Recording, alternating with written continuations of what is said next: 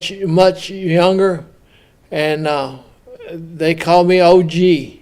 So you can call me OG if you like. Uh, Let me give you some important information so you can write it down, and then you can call.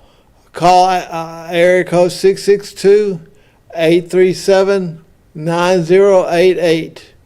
And if you'd like to reply comments to the physical address is 112 East Jefferson Street, Ripley, Mississippi 38663.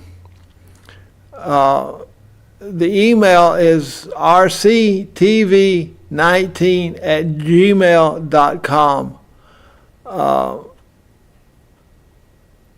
Today is going to be a very unusual program. I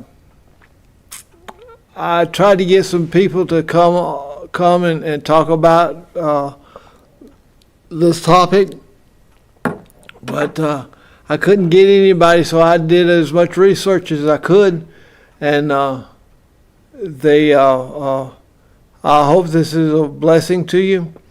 This program is considered a hot topic. People don't like to talk about it until it happens, and the topic is death. What happens to the soul of a person? Now, the Bible says that when we die, well, let me rephrase that. The Bible says that there's life in the blood, there's power in the blood, and so it's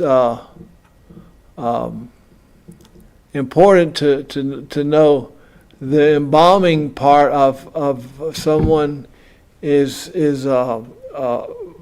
required by law to have the body embalmed to keep from any what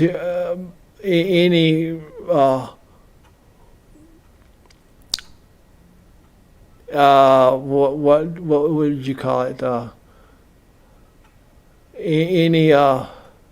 Any things that would seep out of the body and get another person sick. And of course, with me, nobody's going to get sick over me. They're just glad to get rid of me. So anyway, we have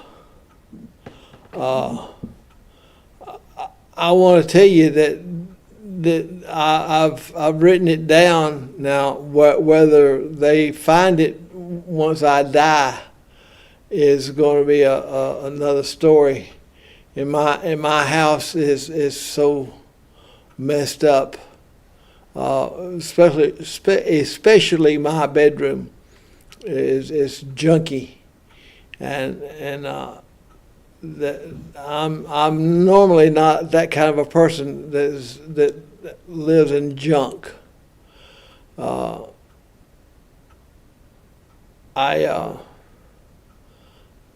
have written down several things, and I don't know if they'll be able to follow it or not, but I know where I'll be buried. I don't know who's going to preach, because I just haven't settled on anybody yet. So please forgive me for this. But the core of the program is what happens. I did some background information and heard testimonies of people who died, who floated above their bodies as the doctors and nurses in the operating room tried to revive them. And another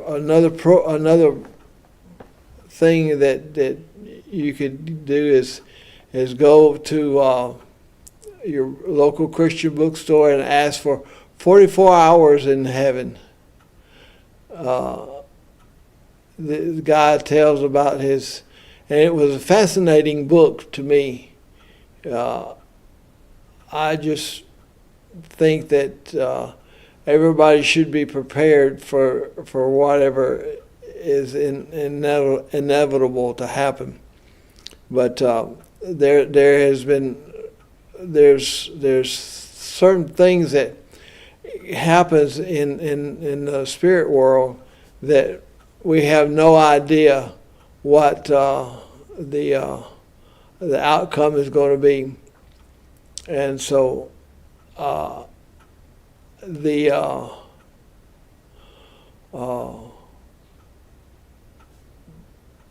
part that I want to share with you is that some of these people have in detail said what it was like to be in heaven.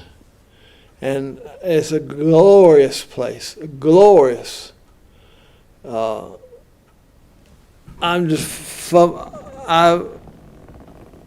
We just came through a very traumatic winter storm here in Ripley, and the power was out for many days, and I want to give a hands out or kudos to the Red Cross and to all the volunteers who brought food to the people who did not have power to cook. And so it was a blessing in disguise that the Red Cross came and helped. Sorry about the door slamming. How are you doing? Making it all right. He said he's got my $10.99 up here. It's in the drawer. And up here. Okay. Do you have all kind of storm damage going on? No? Yeah. Yeah? I was going to say, heck, I feel like we all did. But anyway, I have a whole hillside full of stuff going on. they did a fabulous job of getting food out to the people to keep them from going hungry. And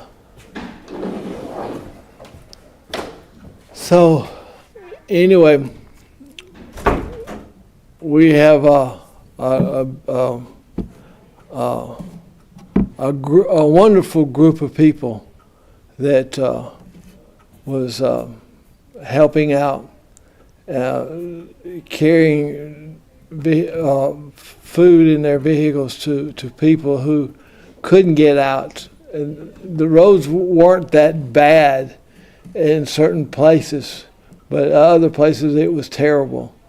And I just want to thank everybody for being safe and not having a wild notion to get out and tear up the roads because it was snowy, and the insurance people, I'm sure, will appreciate the respect that is deserved on the road for all that happens. So anyway, I remember reading a story one time of this guy that died, and he reached up and plucked an apple, and he ate it, and he said, "Now what do I do with the remains?" And the angel that was with him says, "Throw it on the ground." And he said, that's littering, that's trash. And he says, just watch what happens. So he threw it on the ground, and the apple just sank into the ground, and it's an awesome thing. But you have to understand that when before you breathe your last breath and you close your eyes the last time, you need to make sure that you are ready to meet the Maker.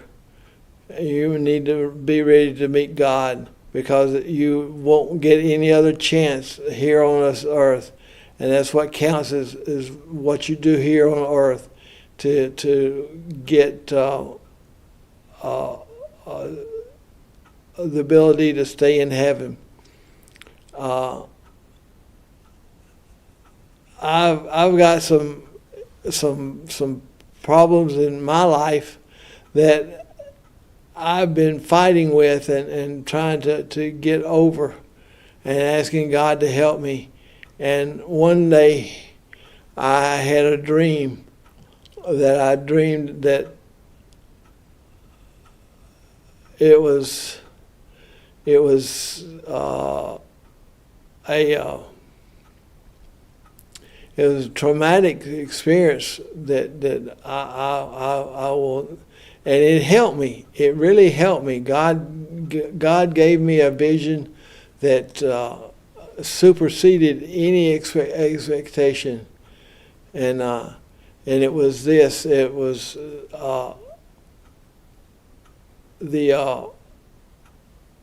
I was Christ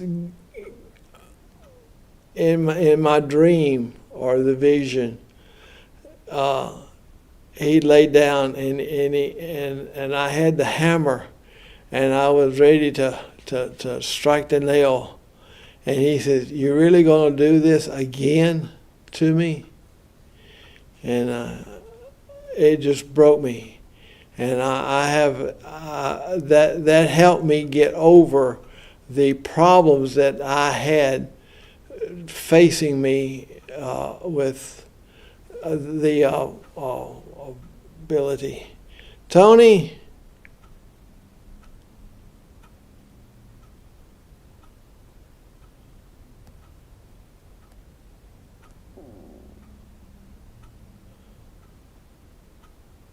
Tony?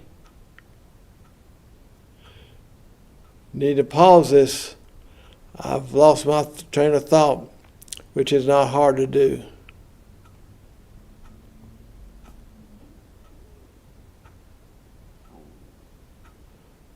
We're going to go to a commercial break. And the people in Ripley are very nice. It's a great place to live. And it may not have a whole lot of big city life, but it's close enough to be a bedroom city. And I think that anybody that's looking for a good place to live and be able to work and be a part of the community needs to give Ripley a good looking over. I never knew of the city until I was dating someone, and she lived here. That's what brought me here to Ripley.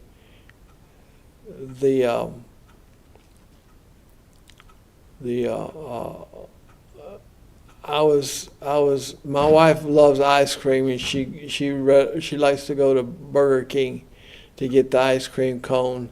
And I said, I want to not drink. She said, okay.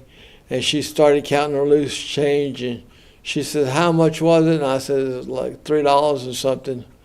And she said, I don't have that much money. I said, well, maybe I can get it on my good looks. And so I drove up to the window, and I said, I don't have enough funds for the both items that I ordered. I'll pay for the ice cream, but I don't have the money for the Diet Coke. And the guy said he took the Diet Coke back, and he set it on the counter. And he said,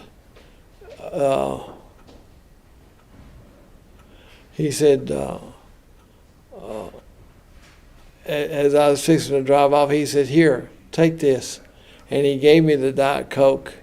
And I went home and I said, thank you to my wife. I said, thank you for buying the Coke. She said, I didn't get that Coke. You got it on your good looks. And I said, good looks? I said, she said, well, that's what you said. I said, I know what I said, but I can't believe that somebody would actually have the courtesy to hand me a drink without charge. So anyway, we took and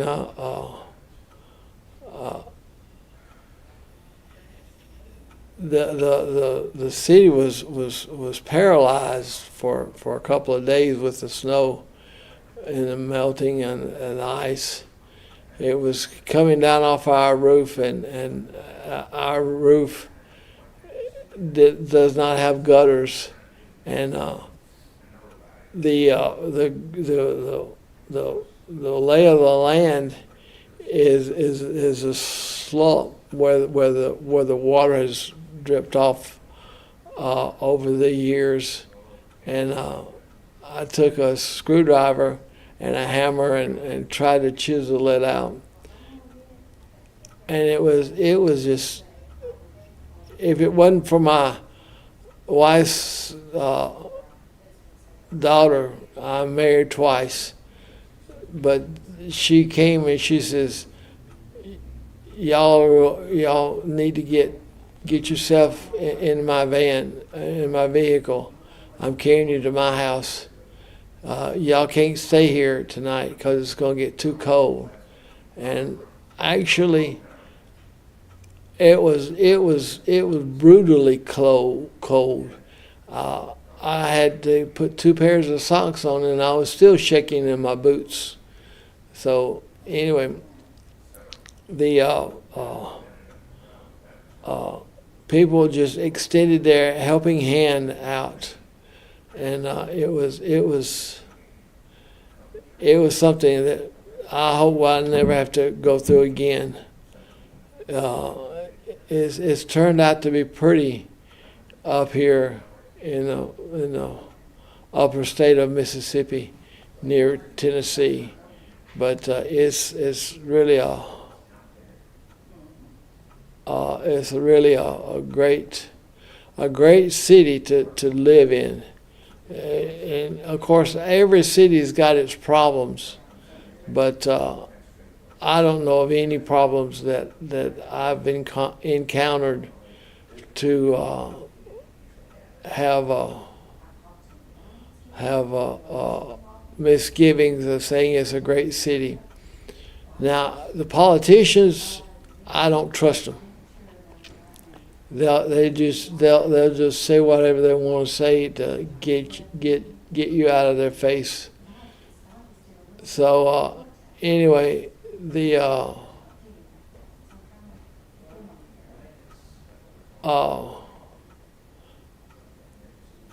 there's some background noise that gets my attention, so that I lose track, wondering if you're hearing the conversation that's in another room. But anyway, we've got some great people that reach out and help people, and so therefore it's a wonderful place to live and grow up. And the crime rate, I don't know what the crime rate is, but where I live, I was told that there was drug dealers that lived in the apartments that I lived in, and nothing has ever come close to being stolen. And so it's a place that you feel safe, you feel honored, and you feel appreciated, because people are just so open. When tornadoes come through down lower Mississippi, we have this ministry called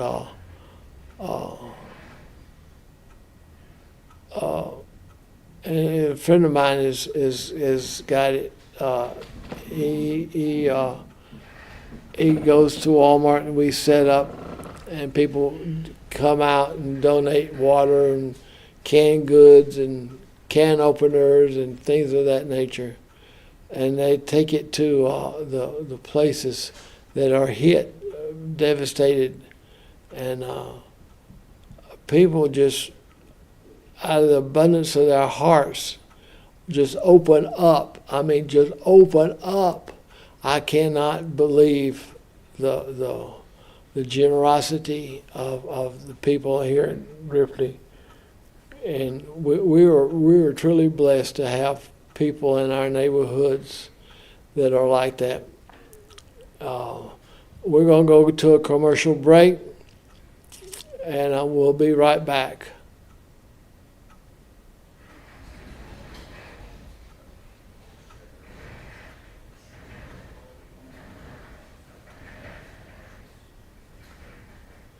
I said we'll be right back. I didn't dream it was going to be this long to go to a commercial break.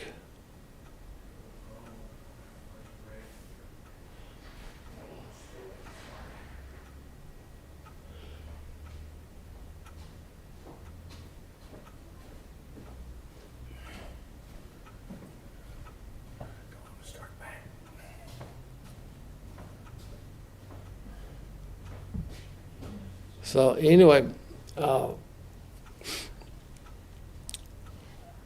we have some good churches here, and people that attend them really believe in what they are taught, and there's nothing that can be said about the people who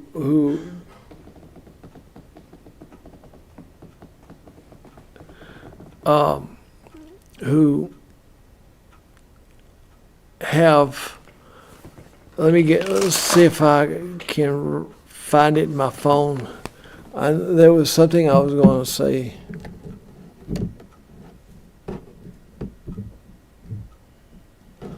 Well, I'm trying to use my phone here.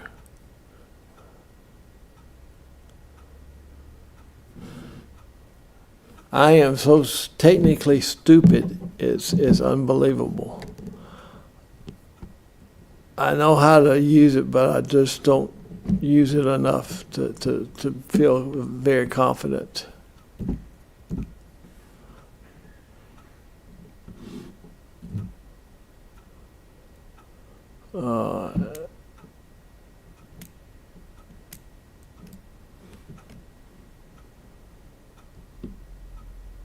Let's see if I can find my notes.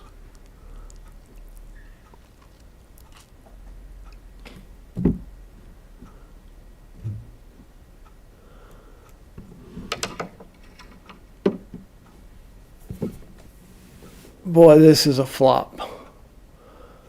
I thought I was prepared, but apparently I wasn't as prepared as I thought I was. I knew what I wanted to say at the beginning and at the end, but the middle part of it just did not have a solid footing to talk about.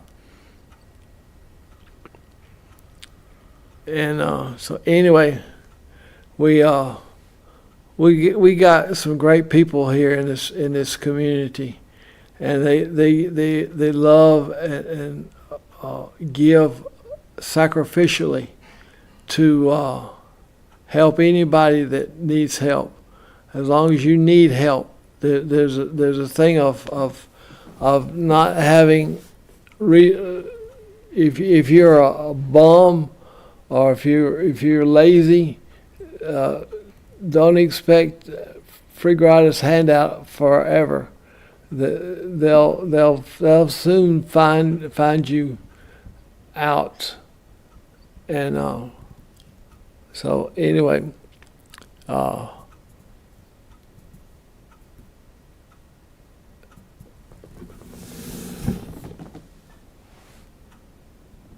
getting back on the subject of death, I want to take and share with you something that I would like to see happen, and it may never happen, but it's a lofty goal. Is when they wheel my body in the casket in the church that I attend, which is Trinity Assembly of God. They will put my casket in the front of the stand where the preacher preaches the word, and my casket will be closed, I guess, but there will be an American flag covering because I'm a veteran. And anyway, they said when they get the process going, I don't want my eyes glued. I don't want my mouth glued shut.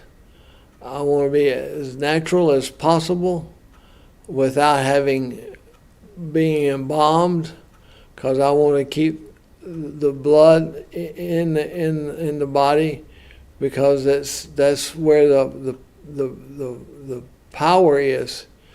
And when they get to a certain point, I want to raise up, and I want to get on one of my elbows and say, "Why is everybody so sad around here?" And somebody needs to call 911 and get these people that have just fallen out for no reason at all, just because I was dead, but now I'm alive. I need to I hope that the funeral service will allow that to happen. It's crazy how you think. Well, what will my life be like?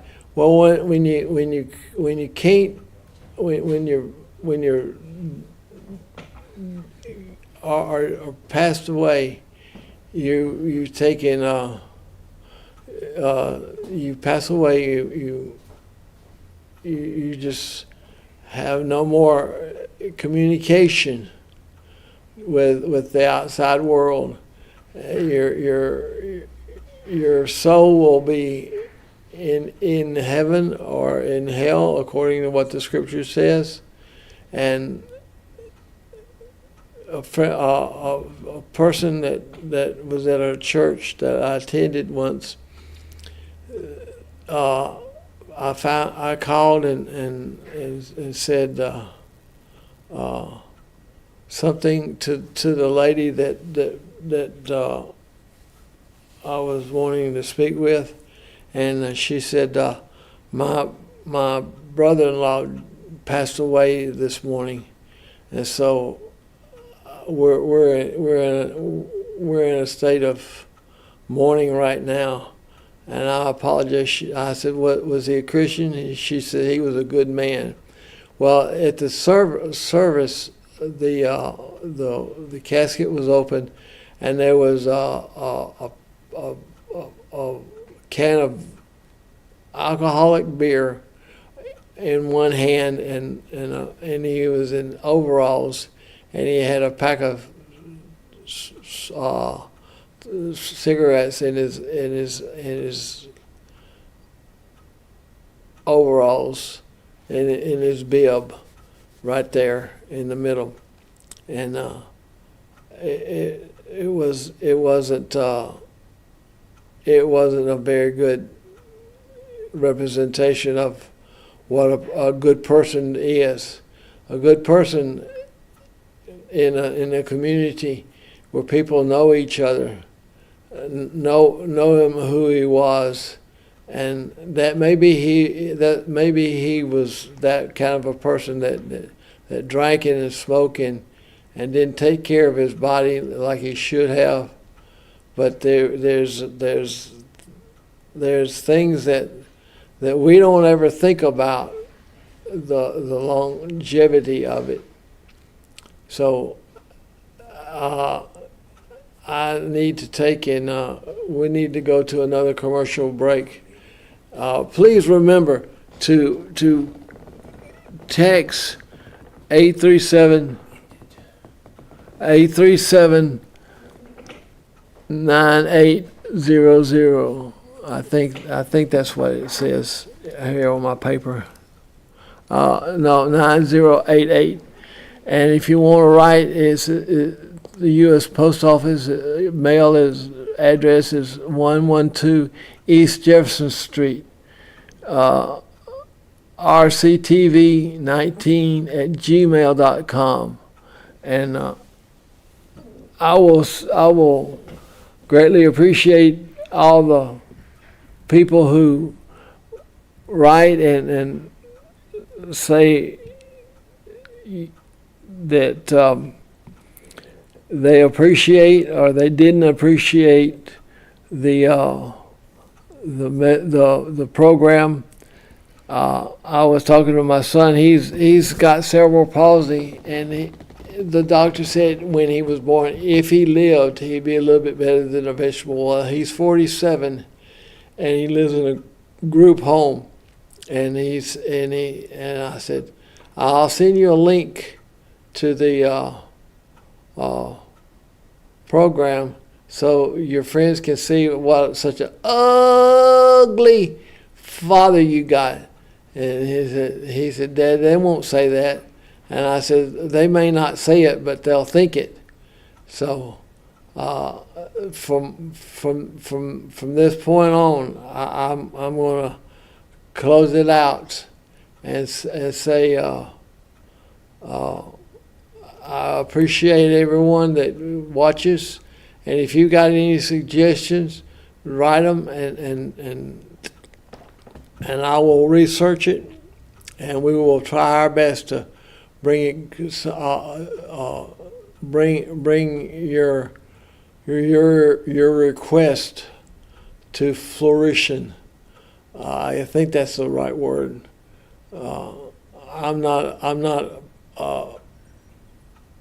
I don't have the education. I just have the grace of God. That's all I've got, and that's all I ever needed. And God's been so good to me, and so we'll take and end this right now. So we're still working on getting some things taken care of. But anyway, just come into Ripley, and the town square. That's where the television station is, and you'll see it says RCTV 19, and it's on the south end of the court square, and like I said, it's a beautiful place. People that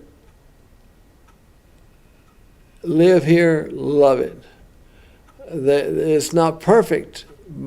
There's no place that's perfect, but we have a great group of people that live here and do things for each other. So God bless you, and I guess we'll be going to another commercial break. And I will see you the next time.